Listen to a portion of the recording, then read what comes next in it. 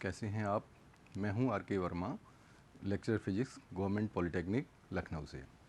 आज हम लोग यहाँ पर लेकर के आए हैं पढ़ने के लिए ये basic concept of transistor and its application as an amplifier.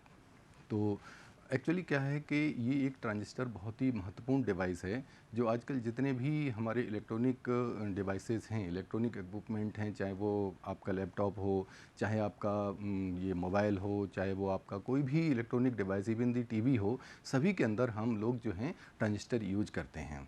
तो ट्रांजिस्टर बहुत ही इंपॉर्टेंट है। बेसिकली ये एक सेमीकंडक्टर होता है। तो आज हम इसमें पढ़ने वाले हैं कि ट्रांजिस्टर क्या होता है, इसके कौन डिफरेंट पार्ट हैं। देखिएगा, ऑब्जेक्टिव्स आज के रहेंगे कि transistor and it's different part कौन कौन से होते हैं। एमीटर है, बेस है, कलेक्टर है। इसके बाद हम जानना चाहेंगे कि ट्रांजिस्टर कितने टाइप के होते हैं, ट्रांजिस्टर के टाइप भी देखेंगे इसमें। और फिर इसके बाद हम देखना चाहेंगे कि ट्रांजिस्टर कैसे वर्क करता है, यानी वर्किंग ऑफ ट्रांजिस्टर। और उसके बाद हम देखेंगे कि use of transistor as an amplifier, means amplifier की तरह से इसका यूज कैसे होता है। And thereafter finally we will discuss about the various gains in the amplifier. तो सभी बच्चे तैयार हैं, सभी लोग अपनी अपनी कॉपी और पेन पेंसिल लेकर के बैठेंगे, क्योंकि क्या होता है कई बार हम बहुत सारी चीज़ें ऐसी आएंगी जिसमें हम इनको नोट करेंगे, क्योंकि नोट करने से बाद में हम लोग इनको रिवाइज भी कर सकते हैं एज पर the requirements. So let us start with the transistor. तो ट्रांजिस्टर क्या है? Transistor is a 3 terminal semiconductor device. अब जब हम बात करते हैं सेमीकंडक्टर की, तो वही मटेरियल जो कि कंडक्टर और इंसुलेटर के बीच के होते हैं। मीन्स इनके अंदर जो है कभी कभी वो इंसुलेटर होते हैं और कभी वो जो है कंडक्टर बन जाते हैं। कुछ अपनी स्पेसिफिक सिचुएशन होती है। स्पेशली इनके जो एग्जांपल्स हैं जैसे जर्मेनियम है, सिलिकॉन है, और इनको हम सेमीकंडक्टर कहते हैं। लेकिन इनकी कुछ विशेष परिस्थिति में, मीन्स क्या होता है कि इनकी जो नॉर्मल सिचुएशन होती है जर्मेनियम और सिलिकॉन की, इनकी कंडक्टिविटी उतनी बेटर नहीं होती है। तो इनकी कंडक्टिविटी को बढ़ाने के लिए हम करते क्या हैं, इसके अंदर कुछ इम्प्योरिटी मिला देते हैं। जैसे इम्प्योरिटी मिलाने के बेस पर ये जो हैं कुछ एन टाइप बन जाते हैं और कुछ पी टाइप सेमीकंडक्टर बन जाते हैं। तो एन और पी टाइप सेमीकंडक्टर चूंकि इनकी इम्प्योरिटी एडिंग के अकॉर्डिंग तैयार होते हैं, तो जब हम एन टाइप बनाएंगे तो ऑब्वियसली उसमें पेंटावेलेंट इम्प्योरिटी मिलाते हैं और उस तरह से उसमें जो इलेक्ट्रॉन्स होते हैं वो मेजॉरिटी चार्ज कैरियर बन जाते हैं। इसी तरीके से जब हम पी टाइप बनाते हैं तो उसमें ट्राइवेलेंट इम्प्योरिटी मिलाते हैं और होल्स उनके अंदर जो है मेजॉरिटी चार्ज कैरियर बन जाते हैं। और इस तरीके से एन और पी टाइप सेमीकंडक्टर बना करके इनकी हम कंडक्टिविटी को बढ़ा लेते हैं। इस बात को हम लोग पहले प्रीवियस लेक्चर में सब कुछ पढ़ चुके हैं। लेकिन अब कोई ट्रांजिस्टर जब बनाते हैं तो ट्रांजिस्टर कैसे बनाते हैं? ट्रांजिस्टर के मेनली 3 पार्ट होते हैं। ट्रांजिस्टर के 3 इंपॉर्टेंट पार्ट कौन कौन से दिखाए गए हैं? जैसे पहला होता है एमीटर। एमीटर क्या है?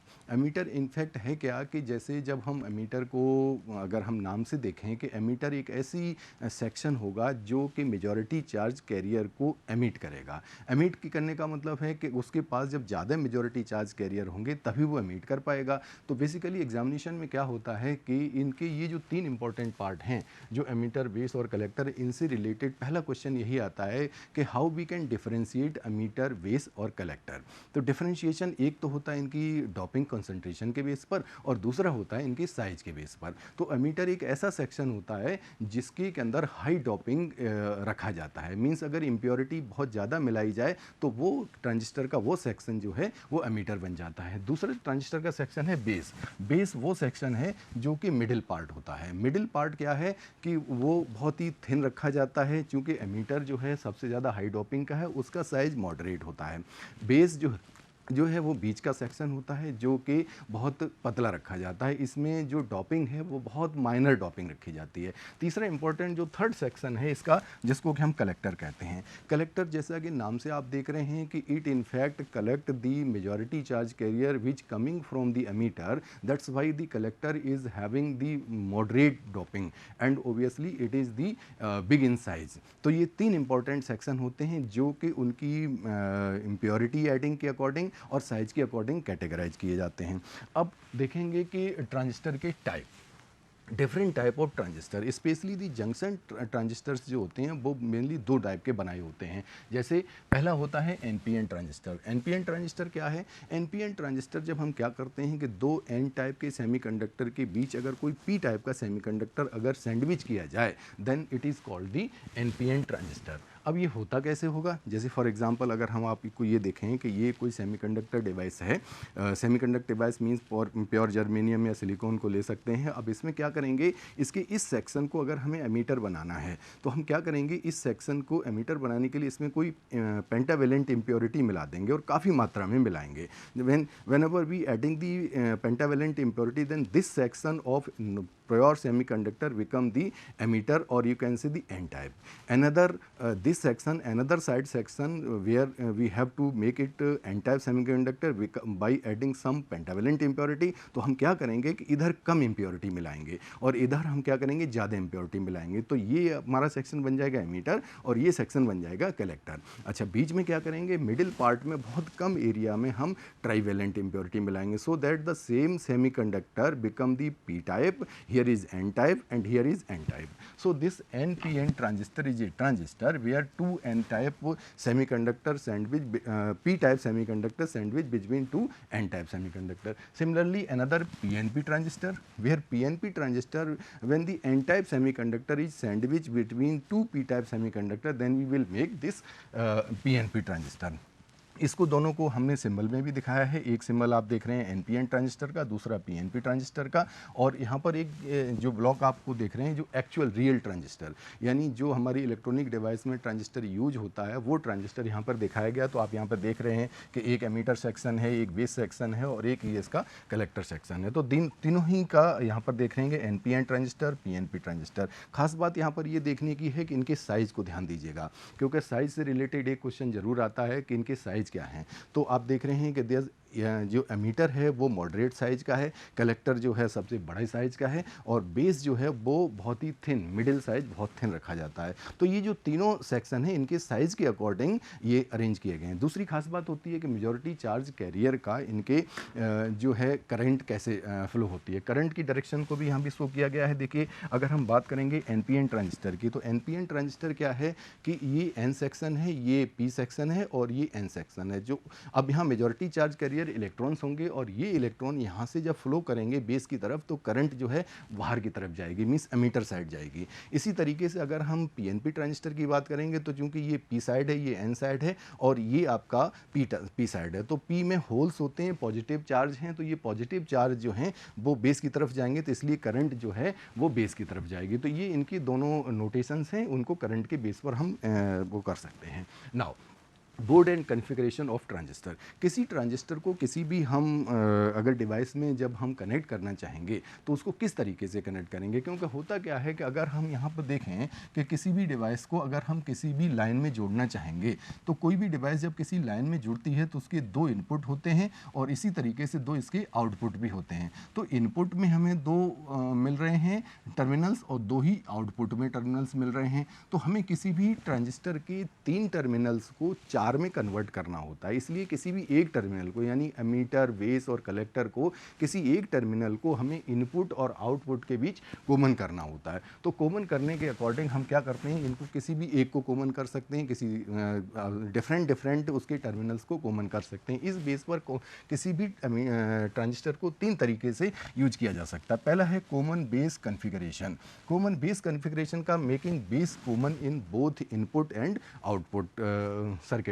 और दूसरा होता है कॉमन एमीटर कॉन्फ़िगरेशन, यानी जब हम एमीटर को कॉमन कर लेते हैं इनपुट और आउटपुट में तो ऐसे को बोलते हैं कॉमन एमीटर कॉन्फ़िगरेशन। तीसरा इसका हो सकता है कॉमन कलेक्टर कॉन्फ़िगरेशन। इसमें क्या होता है, हम कलेक्टर को दोनों साइड यानी कलेक्टर को भी इनपुट और आउटपुट में कॉमन कर लेते हैं, तो ये होता है CC कॉन्फ़िगरेशन। एक बहुत ही इंपॉर्टेंट बात है कि चाहे कोई भी कॉन्फ़िगरेशन हो, चाहे आपका CB हो, CE हो और CC हो, इनमें खास बात होती है कि जो इनपुट जंक्शन है, इनपुट जंक्शन मीन्स चाहे P बन रहा हो चाहे N बन रहा हो, input junction always make forward wise. This is very important, always kept forward wise. ये ध्यान रखेंगे सारे बच्चे, इस बात को जरा नोट कर लें अपनी कॉपी पर कि whenever any transistor is make working then all input junction always kept forward wise and the output junction always kept reverse wise. देखिए कैसे होगा, so the working of any transistor, जब हम इसकी वर्किंग को देखना चाहेंगे तो हमने यहाँ पर क्या किया है, एक कॉमन बेस कॉन्फ़िगरेशन लिया है। कॉमन बेस कॉन्फ़िगरेशन में हम क्या कर रहे हैं,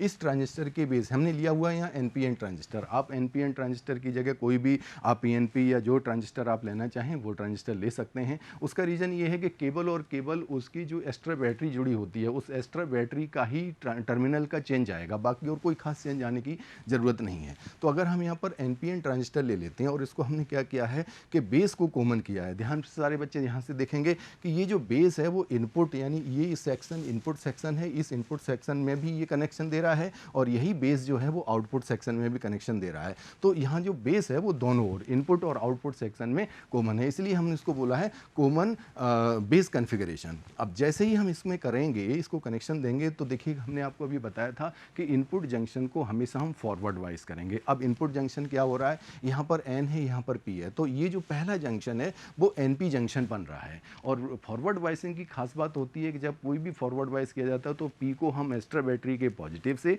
और एन को एक्स्ट्रा बैटरी के नेगेटिव से जोड़ते हैं। तो यहाँ पर देखेंगे ये इसका एमीटर है, ये बेस है और ये कलेक्टर है। तो जैसे ही हम इसको यहाँ से कनेक्ट करेंगे तो एक बाहर की बीईई बैटरी की खास बात क्या होगी कि इधर ये पी से कनेक्ट है और इधर ये एन से कनेक्ट है। अब इस जंक्शन को अगर हमें फॉरवर्ड वाइज करना है तो पी को हम पॉजिटिव से कनेक्ट करेंगे और एन को नेगेटिव से कनेक्ट करेंगे। तो आप देख रहे हैं बीई बैटरी के ये नेगेटिव से कनेक्ट है, ये पॉजिटिव से कनेक्ट है, तो ये जंक्शन हमारा जो इनपुट जंक्शन है वो फॉरवर्ड वाइज हो गया है। इसी तरीके से अगर हम आउटपुट जंक्शन की बात करेंगे तो आउटपुट जंक्शन में पी और एन बन रहा है, तो ये हमें रिवर्स वाइज रखना है। ये बहुत महत्वपूर्ण की बात है क्योंकि हमें जब रिवर्स वाइज करना होगा तो हम बैटरी को बहुत ही इत्मीनान से लगाएंगे। तो then this N junction, this N type semiconductor, it is connected the outer battery BCC के एन को अगर हम पॉजिटिव से जोड़ेंगे और पी को अगर नेगेटिव से जोड़ेंगे तो then this BCC battery make the output junction PN is the reverse wise. तो ये रिवर्स वाइज हो गया है। अच्छा, खास बात होती है कि रिवर्स वाइज की जो बैटरी है वो हाई टेंशन बैटरी लगाई गई है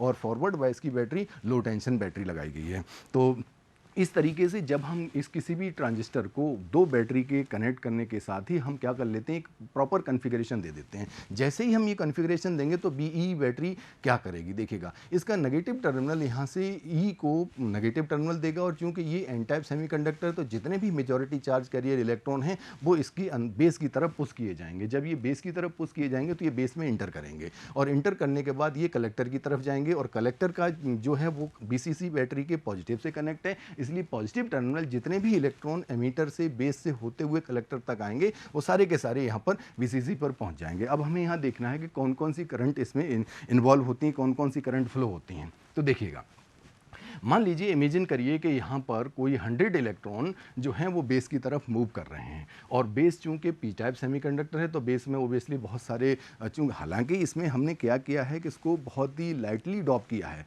इसलिए इसमें बहुत कम मात्रा में होल होंगे। इधर हमने इसको हाई डॉपिंग किया तो इससे बहुत बड़ी मात्रा में यहाँ पर इलेक्ट्रॉन्स होंगे और ये मॉडरेट डॉप है तो इसमें बहुत कम मात्रा में इलेक्ट्रॉन्स होंगे। अब एक बात जो बच्चों सबसे बड़ा विशेष रूप से है उसको ज़रा समझ लीजिएगा, जब भी हम किसी कंडक्टर को किसी एक्स्ट्रा सर्किट में कनेक्ट करते हैं, जैसे अगर हमने इस तरीके से कनेक्ट किया है तो करंट हमेशा फ्लो जो है पॉजिटिव से नेगेटिव की डायरेक्शन में होता है और इलेक्ट्रॉन का फ्लो हमेशा नेगेटिव टू पॉजिटिव होता है। अब यहाँ से अगर इलेक्ट्रॉन्स फ्लो हो रहा है, यहाँ पर कोई भी इलेक्ट्रॉन जब इस सेक्शन में इंटर करेगा उसी समय उसका उतना ही इलेक्ट्रॉन, मान लीजिए कि इस सेक्शन में जितने इलेक्ट्रॉन्स वन टाइम इंटर कर रहे हैं, यहाँ पर जितने इलेक्ट्रॉन इंटर करेंगे उसी समय उतने ही इलेक्ट्रॉन्स यहाँ से बाहर निकल जाएंगे। यानी इलेक्ट्रॉन्स की इनसाइड कंडक्टर कोई भी एक्यूमुलेशन नहीं होता है। तात्पर्य कहने का यह है कि कोई भी इलेक्ट्रॉन इनसाइड जो है जंक्शन के या इनसाइड कंडक्टर स्टे नहीं करता है। इसलिए क्या होगा कि मान लीजिए 100 इलेक्ट्रॉन यहाँ से शुरू करेंगे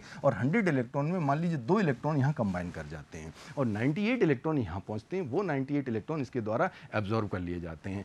तो यहाँ पर इस सेक्शन में 100 इलेक्ट्रॉन की वजह से करंट फ्लो होती है और यहाँ पर 2 इलेक्ट्रॉन जो कंज्यूम हो गए हैं होल से, तो क्या होगा कि उसी समय यहाँ पर कोई एक कोवेलेंट बॉन्ड टूट जाता है, कोई भी 2 कोवेलेंट बॉन्ड टूटते हैं, वहाँ से जो इलेक्ट्रॉन रिलीज होते हैं वो इलेक्ट्रॉन इस बीई बैटरी के द्वारा एब्जॉर्ब कर लिए जाते हैं और 98 इलेक्ट्रॉन यहाँ से कर लिए जाते हैं और 100 इलेक्ट्रॉन की सप्लाई यहाँ से हो जाती है। तो at a time at a time किसी भी ट्रांजिस्टर के अंदर 3 करंट फ्लो होती हैं। 3 करंट कौन कौन सी फ्लो हो सकती हैं? जो यहाँ पर फ्लो हो रही है, चूंकि इलेक्ट्रॉन बाहर की तरफ जा रहे हैं इसलिए एक करंट यहाँ बाहर की तरफ आती है जिसको कि हम IE करंट कहते हैं। दूसरी करंट यहाँ पर जो बेस रीजन में आ रही है जहाँ पर बहुत कम लगभग 2% इलेक्ट्रॉन्स जो हैं यहाँ एब्जॉर्ब किए जाते हैं, तो एक करंट यहाँ पर अंदर की तरफ जा रही है, क्योंकि इलेक्ट्रॉन बाहर आ रहा है तो करंट अंदर की तरफ जा रही है, तो दूसरी करंट होती है IB। तीसरी यहाँ पर इलेक्ट्रॉन बाहर से आ रहे हैं, बाहर की तरफ आ रहे हैं, तो यहाँ पर एक थर्ड करंट आती है IC। तो simultaneously in any transistor there are 3 currents, one is IE, second is IB and third IC। तो देखिए ये 3 करंट होती हैं, तीनों करंट्स में रिलेशन क्या है? अगर हम तीनों का रिलेशन देखेंगे that IE is equal to IB plus IC। तो ये तीनों करंट का रिलेशन यही होता है कि तीनों करंट एज पर the this Kirchhoff's law, junction law से हम अगर निकाल सकते हैं कि तीनों करंट का यूज अगर देखें तो then IE is equal to IB plus IC। अब देखिएगा खास बात, वैल्यू जो है अगर IE की बात करें तो ये लगभग 100 इलेक्ट्रॉन्स की वजह से है, IB की बात करें तो ये लगभग 2% इलेक्ट्रॉन की वजह से है, और अगर IC की बात करें तो ये लगभग 98% इलेक्ट्रॉन की वजह से है। तो सबसे खास बात है कि I is always greater than this IB and IC, और IB की वैल्यू बहुत कम होती है और IC की वैल्यू लगभग IE के बराबर तो नहीं कह सकते लेकिन उससे थोड़ी सी कम होती है। Now use of transistor as an amplifier, हमने ट्रांजिस्टर बना तो लिया है, उसकी वर्किंग को समझ लिया है, अब हम इसका यूज देखेंगे। तो किसी भी ट्रांजिस्टर को हम एम्पलीफायर की तरह से यूज कैसे करते हैं? तो सबसे पहले let me start explain to what is in fact the amplifier. Amplifier होता क्या है? एम्पलीफायर अगर यहाँ पर देखें तो it is a device which produce in large version of input AC signal.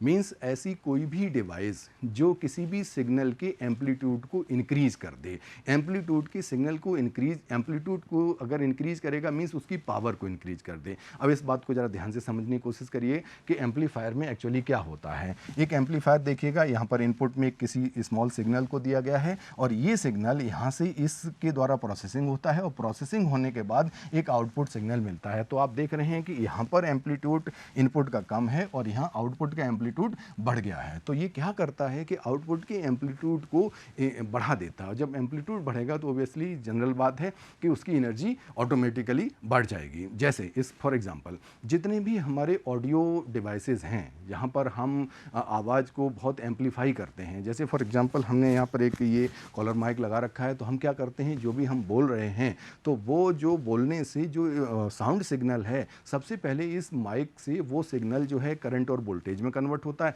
Current और वोल्टेज में कन्वर्ट होने के बाद वो एक मशीन में जाता है जिसको कि एम्पलीफायर कहते हैं। वो एम्पलीफायर उस सिग्नल को एम्पलीफाई करता है, उसकी एम्पलीट्यूड को बढ़ा देता है। फिर वहाँ से एक वायर निकलता है, वो स्पीकर में पहुँचता है और स्पीकर में पहुँचने के बाद वो स्पीकर फिर उस इलेक्ट्रिकल सिग्नल को कन्वर्ट करते हैं साउंड में और हमें एक लाउड साउंड प्राप्त होती है। इस तरीके से क्या करता है कि वो जो मशीन है, वो जो डिवाइस है जिसको कि हम एम्पलीफायर कहते हैं, ये एम्पलीफायर क्या है? एक तरह का इसका मेन कंपोनेंट जो है ट्रांजिस्टर है। तो ये कैसे काम करता है इसका जरा सर्किट डायग्राम देखें। हमने क्या किया है कि कॉमन एमीटर एम्पलीफायर को यूज किया है। कॉमन एमीटर एम्पलीफायर इसलिए किया है कि हम जो 3 कॉन्फ़िगरेशन हमने पढ़े थे, common base, common ammeter, common collector, उनमें कॉमन एमीटर सबसे अच्छा होता है, इसमें एम्पलीफिकेशन बेटर प्राप्त होता है। तो यहाँ पर हमने क्या किया, एक NPN ट्रांजिस्टर ले लिया है, इसका एक सर्किट डायग्राम बनाया है। इस एमीटर को हमने इनपुट और आउटपुट में दोनों में कॉमन किया हुआ है। इनपुट और आउटपुट में कॉमन किया हुआ है, यहाँ पर एक रेजिस्टेंस इनपुट में लगाया गया है, एक आउटपुट में रेजिस्टेंस लगाया गया और जो आउटपुट सिग्नल है वो इस लोड सिग्नल के अक्रॉस मिलता है। खास बात है यहाँ पर एक C1 कंडेंसर लगाया गया, एक कैपेसिटर C2 लगाया गया, जिससे कि अगर इनपुट में कोई भी DC पार्ट है वो सर्किट में इन्वॉल्व ना हो। दूसरी खास बात हो जाती है कि ये जो BBB बैटरी लगाई गई है, इनपुट में जो फॉरवर्डिंग बायस बैटरी लगाई गई है, उस बैटरी का कोई भी पोटेंशियल जो है इनपुट में इन्वॉल्व ना हो। तो यहाँ पर ये दिखाया गया। अच्छा, पहले भी हम लोग अभी जो वर्किंग ऑफ ट्रांजिस्टर में पढ़ चुके हैं कि ये बैटरी क्या करती है, इस जंक्शन को फॉरवर्ड बायस करती है। ये बैटरी VCC क्या करती है, इस जो कलेक्टर और बेस जंक्शन बन रहा है इसको ये रिवर्स बायस करती है। तो ये जब रिवर्स बायस करती है तो इसमें simultaneously 3 currents are there, that is IB, that is IE and this IC। तीनों करंट एक साथ इसमें फ्लो होती हैं और इसमें आउटपुट जो है आपको यहाँ पर मिलता है। जो आउटपुट यहाँ पर मिलता है उसकी वैल्यू हम कैसे देख सकते हैं कि अगर हम आउटपुट को देखें तो output BCE equal to BCC minus ICRL। यानी ये जो है BCE आउटपुट मिलता है BC माइनस ICRL। इसकी खास बात होती है कि अगर इनपुट में कोई करंट देखें तो वो IB करंट होती है और आउटपुट की करंट IC होती है। इस आउटपुट करंट की वैल्यू जो है वो इनपुट वोल्टेज और इनपुट करंट की बेस पर तय होती है। तो जैसे जैसे इनपुट की करंट चेंज होती रहती है वैसे वैसे आउटपुट की करंट भी चेंज होती रहती है। अगर हम प्रीवियस फिगर को देखें तो ध्यान से देखिएगा, जैसे जब ये प्लस हाफ साइकिल यहाँ पर अप्लाई होता है तो ये वोल्टेज बढ़ जाती है। जब ये वोल्टेज बढ़ जाती है तो आउटपुट का भी जो है सिग्नल जो वोल्टेज है वो बढ़ जाती है। लेकिन खास बात यहाँ पर बच्चों ध्यान देने की है कि इनपुट का जब पॉजिटिव वर्किंग में होता है तो आउटपुट में हमें नेगेटिव सिग्नल मिलता है। एक्चुअली है क्या कि यहाँ पर जो इनपुट और आउटपुट के बीच है वो 180 डिग्री का आउट ऑफ फेज जो है प्राप्त होता है। ये आउट ऑफ फेज क्यों हो गया उसका कारण अगर हम देखें तो हम यहाँ पर समझ में आएगा कि जब हम ये करंट बढ़ाएंगे तो BCC की वैल्यू पॉजिटिव वैल्यू घट जाएगी क्योंकि ये माइनस ICRL हो रहा है। तो पॉजिटिव वैल्यू घटने का मतलब है कि नेगेटिव सिग्नल की वैल्यू बढ़ रही है। तो यहाँ से ये आउट ऑफ फेज 180 डिग्री होता है। बहुत सारे गेन्स, डिफरेंट गेन्स इन एम्पलीफायर क्या क्या होते हैं, मीन्स हमें क्या क्या यहाँ एम्पलीफाइड फॉर्म में मिलता है उसको ज़रा समझने की कोशिश करेंगे। तो पहला गेन यहाँ पर देखिएगा current gain, AC current gain that is beta. Beta क्या है, that is in fact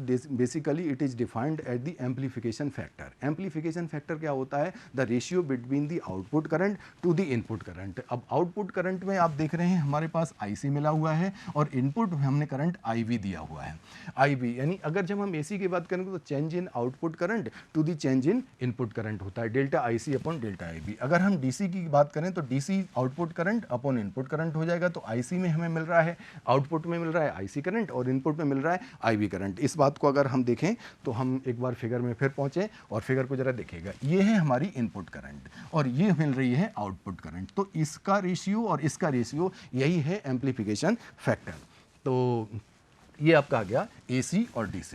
now voltage gain क्या होता है, वोल्टेज गेन की बात करें तो आउटपुट वोल्टेज अपन इनपुट वोल्टेज। आउटपुट वोल्टेज हमें मिल रहा है ICRL क्योंकि जो हमने लोड लगा रखा है उसके अक्रॉस का वोल्टेज, और इनपुट वोल्टेज इनपुट करंट और इनपुट रेजिस्टेंस। अगर हम इसको थोड़ा सा और सिंप्लीफाई करें देन IC/IB और RL/IB। IC/IB ये बीटा AC के अकॉर्डिंग हो जाएगा तो RL हो जाएगा। तो यहाँ पर ये जो वोल्टेज गेन है beta AC into resistance gain. Resistance gain क्यों कहेंगे, रजिस्टेंस गेन इसलिए कह रहे हैं क्योंकि रजिस्टेंस भी यहाँ पर हमने आउटपुट के रेजिस्टेंस, क्योंकि आउटपुट सर्किट को हमने रिवर्स वाइज किया हुआ है। रिवर्स वाइज किया हुआ है इसका मतलब है आउटपुट में रेजिस्टेंस ज़्यादा है और इनपुट में रेजिस्टेंस हमेशा लो रखा जाता है। तो यहाँ पर इसलिए ये जो RL है वो लगभग किलो ओम ऑर्डर का होगा और यहाँ पर जो इनपुट है वो लगभग ओम ऑर्डर का होगा। तो नेचुरली क्या होगा कि ऑटोमेटिकली रेजिस्टेंस भी की वैल्यू भी आउटपुट में ज़्यादा होगी तो वो होगा रेजिस्टेंस गेन। तो हम यहाँ पर voltage AV is equal to BAC resistance gain. इस तरीके से हमें एक करंट गेन भी मिलता है। खास बात देखिएगा करंट गेन हमेशा ज़्यादा होगा और वोल्टेज गेन भी हमेशा ज़्यादा होगा क्योंकि ये करंट ज़्यादा होगी और ये करंट हमेशा कम होगी। अब देखेंगे पावर गेन कैसे मिलेगा, मतलब कितना पावर हमारा यहाँ चेंज हुआ। So obviously the change in output power to the change in input power delta PO upon delta PI, और यहाँ से हम पावर गेन निकाल सकते हैं। पावर होता है I इंटू RL या BI होता है, वहाँ से V की वैल्यू रखें then I² RC RL I² RI। यहाँ से अगर हम इसको सिंप्लीफाई करें तो AC power gain beta AC into AB मिल जाता है। एक और गेन यहाँ पर होता है जिसको हम बोलते हैं ट्रांसकंडक्टेंस। ट्रांसकंडक्टेंस क्या होता है, change in output current to the change in input voltage, यानी आउटपुट करंट को हम इनपुट वोल्टेज के अकॉर्डिंग किस तरीके से चेंज कर सकते हैं, उस पर क्या इफेक्ट होता है। अगर हम इसको देखें तो एक और कांस्टेंट डिफाइन करते हैं जिसको हम ट्रांसकंडक्टेंस कहते हैं। तो delta IC upon delta VI कर सकते हैं। इसको अगर हम कन्वर्ट करेंगे तो finally GM can be written as delta BAC upon RI। तो इसका भी हम फॉर्मूले का कभी कभी यूज कर लेते हैं। इसके बाद एक और रिलेशन होता है, relation between alpha and beta. अब ध्यान देना है कि अल्फा और बीटा क्या हैं। अल्फा और बीटा क्या हैं, इसको बहुत ही महत्वपूर्ण बात देखनी है कि अल्फा और बीटा क्या होते हैं। कि alpha actually current gain in common base amplifier. अगर मान लीजिए हम किसी ट्रांजिस्टर को कॉमन बेस में करते हैं, ये बेस हो गया आपका और ये E हो गया और ये आपका C हो गया। अगर इसको दोनों ओर कॉमन कर दिया तो इनपुट में करंट IE है और आउटपुट में करंट आप देख रहे हैं IC होती है। तो यहाँ पर जो गेन मिल रहा है उसको हम अल्फा कहते हैं और ये हो जाएगा IC अपॉन IE। ध्यान देने की बात है, ये IC upon IE, this IE alpha is equal to IC upon IE। अब IC 98 है, IE 100 है, तो लगभग इस अल्फ़ा की वैल्यू जो होती है वो आप देखिएगा 98/100, तो अल्फ़ा लगभग ये 0.98 means alpha is less than 1। Alpha ये होता है। Beta current gain common emitter amplifier में होता है और alpha current gain common base amplifier में होता है। तो यहाँ पर अगर हम दोनों की बात करेंगे तो इसका relation beta is equal to alpha upon 1 minus alpha आता है। अब यहाँ पर एक जरा प्रॉब्लम को भी हम डिस्कस कर लेते हैं। प्रॉब्लम क्या है, एक जैसे प्रॉब्लम देखिए, the current gain in common emitter amplifier. अब current gain common emitter amplifier है तो ऑब्वियसली बीटा गिवन है। यहाँ पर देखिए क्या क्या गिवन है, beta is 59 and then the emitter current is 6 milliampere and this means IE is 6.0 milliampere. Then determine the collector current IC, you have to determine then IB. आपको ये दोनों चीज़ें डिटरमाइन करनी है कि what is IC and IB। तो IC और IB की वैल्यू को कैसे डिटरमाइन कर सकते हैं। Now we have the beta is equal to here IC upon IB. Here we can write that beta that is 59 and IC upon IB. It can be written as that IC is equal to 59 of IB. Now IE is equal to IB plus IC। अगर दोनों की value put कर दें तो then this is IB plus this is this IB 59 of IB and this is employed that 60 of IB is equal to 6 and obviously that IB is equal to 6 upon 60 become 0.1 milli ampere. तो IB की value जो है वो 0.1 milli ampere आ गई। IB की value देखिएगा 0.1 milli ampere आ गई। और अगर इस IB की वैल्यू को हम यहाँ पर देखें then IC is equal to 59 of IB, तो IC की वैल्यू कितनी आ जाएगी, then IC is equal to 59 into 0.1 it becomes 5.9 milli ampere. तो IC की वैल्यू आ गई 5.9 मिली एम्पियर और IB आ गया 0.1 मिली एम्पियर और I ऑब्वियसली 6 मिली एम्पियर पहले से ही है। तो यहाँ पर तीनों की वैल्यू हम आसानी से निकाल सकते हैं बीटा की वैल्यू गिवन होने पर। अच्छा, अब आप खास बात देखिएगा कि आज हमने इस चैप्टर में इस टॉपिक में क्या क्या पढ़ा। तो let us review the topic. पहले हमने जानने की कोशिश की कि भाई जो है ट्रांजिस्टर होता क्या है। ट्रांजिस्टर बेसिकली एक 3 टर्मिनल जो सेमीकंडक्टर डिवाइस होता है। ये 3 टर्मिनल सेमीकंडक्टर डिवाइस में हमने जाना कि एमीटर होता है, बेस होता है और कलेक्टर होता है। तीनों की खास बात क्या है, तीनों में इनकी डोपिंग के अकॉर्डिंग हम इनको डिफ्रेंशिएट करते हैं। पहला हमने क्या किया कि एमीटर हाई डोपिंग एरिया होता है, बेस जो है वो मॉडरेट डोपिंग एरिया हो, बल्कि हम लाइट डोपिंग एरिया कहते हैं, और कलेक्टर मॉडरेट डोपिंग एरिया होता है। फिर उसके बाद हमने इसमें साइज की बात करी, तो साइज जो है एमीटर का मॉडरेट होता है, जो आपका बेस है बहुत ही थिन होता है और कलेक्टर सबसे बड़ा साइज होता है। इसके बाद हमने कहा कितने टाइप के ट्रांजिस्टर होते हैं, तो हमने ओबियसली डिफाइन किए 2 टाइप के ट्रांजिस्टर होते हैं, एक होता है NPN और एक होता है PNP। और अंत में फिर हमने उसके बाद उसकी वर्किंग को जानने की कोशिश की। वर्किंग क्या देखी, वर्किंग हमने देखा कि ट्रांजिस्टर में 3 करंट होती हैं, IE, IB और IC। जो एक इंपॉर्टेंट बात इसमें नोट करने की है वो एक ये थी कि हमने इनपुट जंक्शन को हमेशा फॉरवर्ड वाइज किया और आउटपुट जंक्शन को हमेशा रिवर्स वाइज किया। इसके बाद हमने इसको एज एन एम्पलीफायर यूज किया है और एम्पलीफायर में इसके गेंस को ध्यान दिया है। तो डिफरेंट गेंस मिल गए हैं इसके और इसमें अल्फा और बीटा के बीच रिलेशन हुआ। इसी के साथ ये टॉपिक समाप्त होता है। Thank you.